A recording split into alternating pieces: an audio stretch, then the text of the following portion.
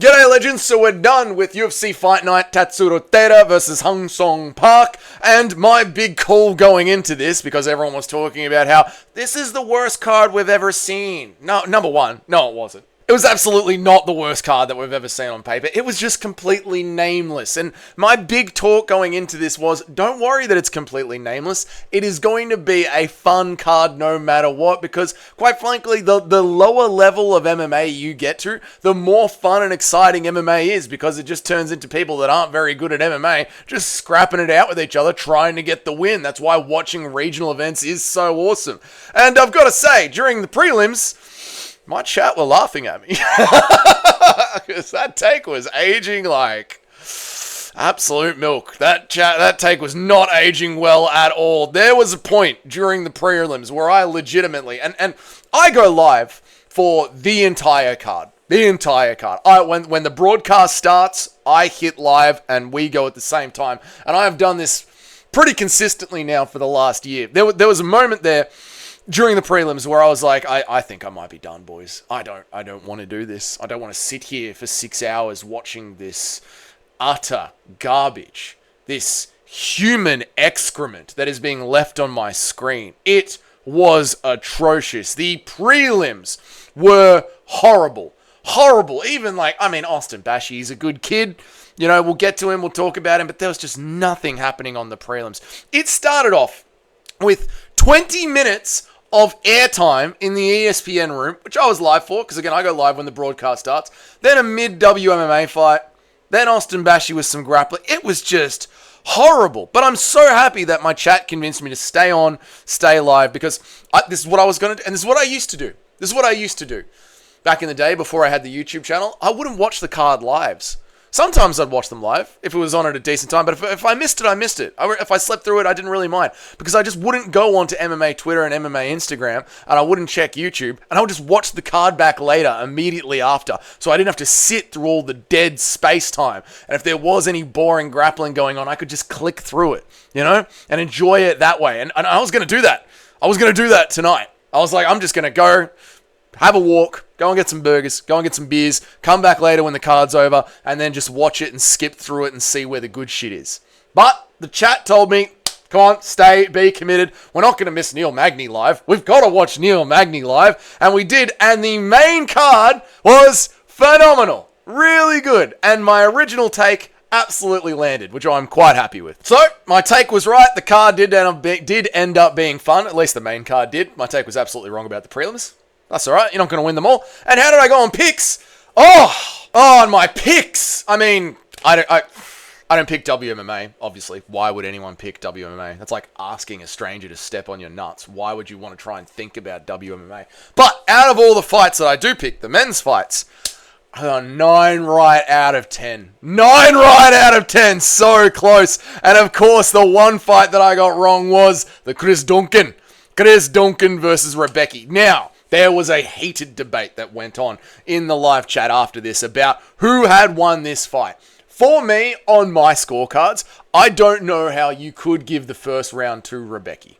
So I had the first round pretty clearly going to Chris Duncan. I had the second round pretty clearly going to Chris Duncan. Third round, I had it going to Rebecki. Now, in the first round, there were things that looked like knockdowns, but they weren't really knockdowns. They were Duncan throwing a knee up the center and then just falling down. And, you know, while Rebecki was landing on Duncan, Duncan was the one that was doing the damage, like the hematoma, the cut, the open eye. But my chat was seeing it as, not everyone in my chat, it was about 50-50 down the middle of the chat. People were seeing Rebecki landing some of the harder shots than they wanted. So there was a bit of controversy there. And then you get to the third round, and if it's for the same reason that I gave the first round to Duncan, I gave the third round to Rebecki, because Duncan had that cut really start to open up. A lot of blood, a lot of hard work from Rebecki, landing the hard, like the biggest shots. So to me, round 1, round 2, Duncan, round 3 was Rebecki. How did the judges officially score? On the judges' scorecards, on Mike Bell's scorecard, he had round 1 going to Rebecki, and Ron McCarthy had round 1 going to Rebecki as well. Whereas they had rounds 2 and rounds 3 all going to Duncan. All the judges gave rounds 3 to Duncan. So I guess my scoring wasn't in line with the judge. My scoring is all over the place. So according to the judges, round 1 was Rebecki's and rounds 2 and 3 were Duncan's. I don't know. I don't think Duncan won round 3. I think Duncan got the shit beaten out of his face in round 3. But either way, it was a war of a fight. Saved the card. Really saved the card and put a cap on it. And it's not just that saved the card. Like, there were so many good fights on the main card. But that one really was just the pinnacle of it, yeah? Let's talk about the main event. Tatsuro Taira versus Hong Song Park. Tatsuro Taira is just levels ahead of Hong Song Park. And well done for Hong Song Park for stepping up in short notice and taking the fight. But Tatsuro Taira, it's not that Hong Song Park doesn't have striking. He does. But with what Tatsuro Taira is going to do when he gets his hands on you, that is the adage of the wrestler is going to land really cleanly. And Tatsuro Taira just dropped him straight away, put him on his ass. To me, the first round was a 10-8 round. It really was. Like, what did Hong Song Park do at the end of the first round? A couple of elbows to the back in like the last 30 seconds. No, Japan beats South Korea once again. And can we talk about Michael Bisping at the end here? Like, we get a great "I'm happy, thank you" from Tatsuro Taira, which you love to see. And then Bisping's like, you can't call out the champion, buddy. You need to call out somebody else, buddy. Like, hang on a second. But Pantoja is like destroying, ripping apart the entire division. Yeah, we need contenders for Pantoja. And as I look at Tatsuro Taira's record, he's lost a close split decision with Brandon Royval. I was like, is there anyone else? There isn't any. That's it. And that split decision with Brandon Royval was very close. Why does he need to keep getting more wins? If this was welterweight, yeah, maybe, right? You know what I mean? In a division that's stacked, and we got so many contenders that we have to churn through. But like, Joshua Van is just being thrown in there to get absolutely murdered by Pantoja. Pantoja's going to need something to do. What? We can't have it be Tatsuro Taira? That's just not allowed, Bisping? I don't understand why the fuck Bisping said that. It's weird, man. Like, let him call out the... Let him create some hype and some buzz if he can. You know what I mean? It's going to be in Japanese. But if he can, let him. Next one up was Esteban Rivix versus Elvis Brenner. Another sick war, dude. Another sick war. Just beating the living piss out of each other. And here's what I'm seeing, right? People are going to be like, man, Esteban Rivix, we got to get him out of the Apex. But then at the same time, you're going to have fans complaining that we never have anyone on Apex cards. Do you know what I mean? Like, there's no names on Apex cards. Dude, what is Ribovik still doing at the Apex? We got to get him out of the Apex. Like, if we're going to have the Apex, we need to have Apex fighters that are going to put on fun fights. And Ribovik is going to be one of those guys. When it comes down to the technique of it, it's not the prettiest striking. It's not the most beautiful stuff in the world. But he has got heart and he has got grit. Much the same to Rebecki. Yeah, Mateusz Rebecki, the Polish power. I'm so devastated that Poland lost in an MMA fight. I'm such a big fan of Poland and their peoples and their culture and what they're doing. Anyway, doesn't matter. The point is, people like that, the guys that have got the fight in the fight, these are perfect Apex fighters. Because this is a perfect Apex fight. Yeah, it would have been awesome if there was a crowd there going nuts. But that's not the fighters. That's the problem with the Apex. Like, we just shouldn't have the Apex. Yeah, while the women were fighting, we were busy watching the Pillow Fighting League, which was literally in a crowded arena. I'm not kidding. We watched a pillow fight because the prelims. I'm telling you, the prelims. Oh my god. But the point is, you can have pillow fighting in front of a crowd, but the Apex is still just the Apex. But it was going off for these two. These two put on a war, man.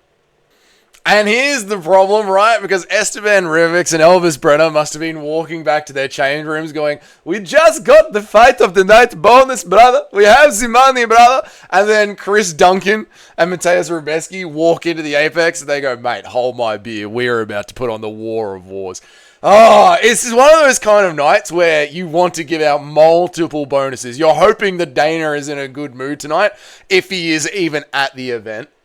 If he's at the event. But I hope that the UFC are in a good mood and gives everyone their money, right? Now, and bonuses. Now, the big one. Neil Magny's back against Alessio Zaleski, who was, you were in there in Magny's world, mate. It's good to see Magny get a classic Magny win, yeah? Bit of grappling, bit of punching on the outside, just being Neil Magny with it, yeah? Mate, this was a coin flip, wasn't it? Because everyone's like, it's the year of the Unks.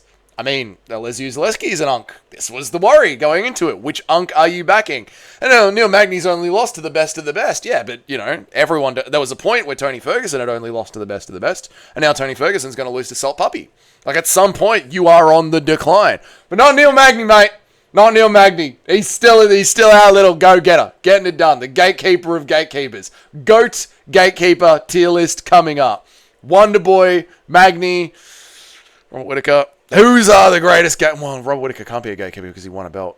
And defended it. I count that Yoel Romero defense. Anyway, this video isn't about Robert Whittaker. It's about Neil Magny. And really, when you look at Neil Magny like this, if he can just put together 2 or 3 more key wins, mate, Magny's right there for a title run. Yeah? What do we reckon? Muslim Salikov versus Magny. Imagine that. Oh my god. Muslim Salikov versus... Why not? Has Muslim Salikov already fought Magny? No, probably not. He hasn't. Mate, it's time for some unk on unk violence. One unk to rule them all. I know last week I was saying I wanted the Muslim Salikov's title run to start now, but maybe it's the Neil Magny Neil Magny, Muslim Salikov, it's a match made in heaven. This is one for the unks to get excited about. That screams Apex. Apex co-main event. That screams Apex co-main. These are the fighters that we need to have on these Apex cards. You know what I mean? Then we had Kevin Vallejo versus Danny Silva in what was one of the most enjoyable fights for me personally of the night. I loved this fight. Loved it. Kevin Vallejo doesn't know what a jab is. He just throws a big Josh Emmett, big meaty hook, big Josh Emmett, all the way from the back of Peaches and Creamville. Does he go and throw big meaty hooks? And Danny Silva is getting hit by almost every single one of them, while at the same time thinking that he is rolling out of the way. Not every single one's landing, but 70% of them are landing, I would say. Haven't checked the stats. That's my vibe. That's a Dougie vibe check. He's rolling out of the way, and then he's giving us the old shoulder flick. He's giving us the old Cody Garbrandt. You're not hitting me, mate. You're not hitting me. Bang! Gets hit again. Oh, yeah? What of it, mate? Bang! He gets hit again. Yeah, bring it on, mate. Not touching me. Not seeing it. Bang! Bang! Bang! He got his ass beaten from pillar to fucking post. while constantly thinking that nothing is landing on him. Everything is landing on him. He got CTE beat. He came in with CTE and had his CTE increased during that fight. Phenomenal. And then Danny Silva, Kevin Vallejo, they go to the decision, and Silva is genuinely believing that he has won this. The levels of confidence while fucking something up. I'm inspired by what Danny Silva did in there. I'm inspired. The belief that you are so far ahead of the game while being brutally beaten.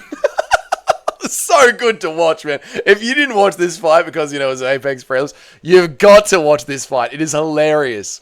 I mean, really, I don't know what Silva was doing in there. I don't know what he was doing. I think he was trying to convince the judges that he was winning. Rather than, we've seen this before. There was that Ricky guy.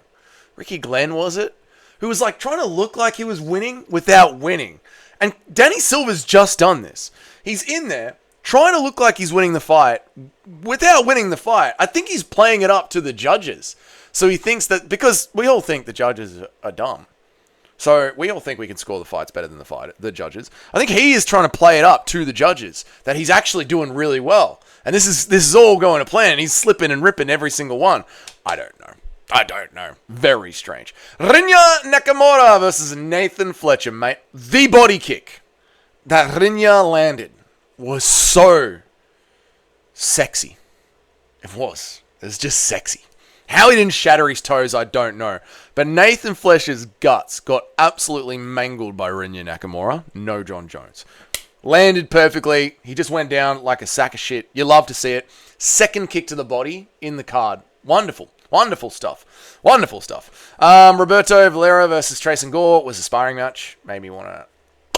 Oh, yeah. Now we're in the prelims. Yep.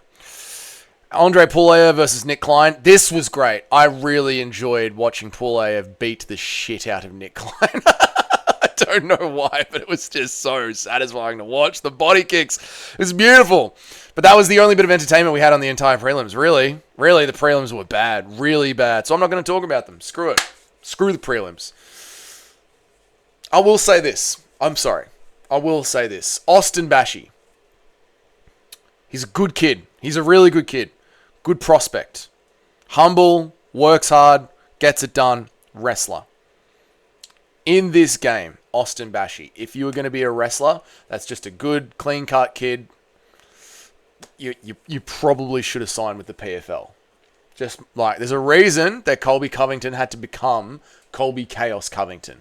You know what I mean? There's a reason that Beneil Dariush had to win like 1,000 fights in a row to even get close to the title. Because this is an entertainment company. And you're a wrestler, and you're just a good person. You know what I'm saying? You guys know what I'm saying.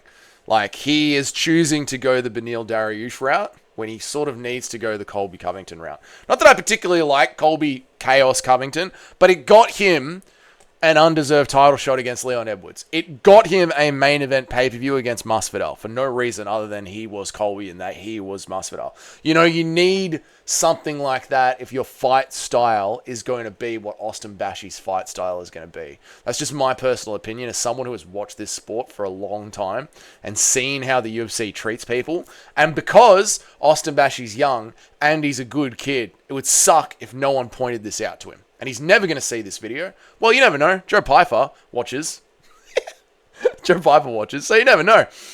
I doubt he's ever going to see this. I really do doubt he's ever going to see this. But maybe someone will see this that will be in his training camp, or maybe someone else, or maybe it's just a narrative that we can get out there in the MMA world to be like, Austin, you're a good kid. And I don't want to see a good kid get drowned under the machine that is the UFC because a good person doesn't know how to play the game of the company that he's in. You know, that's what I think about that. But that was it. Prelims were absolutely god-awful. Main card was really good. Overall, you have to give it a solid 6 out of 10 for an Apex card.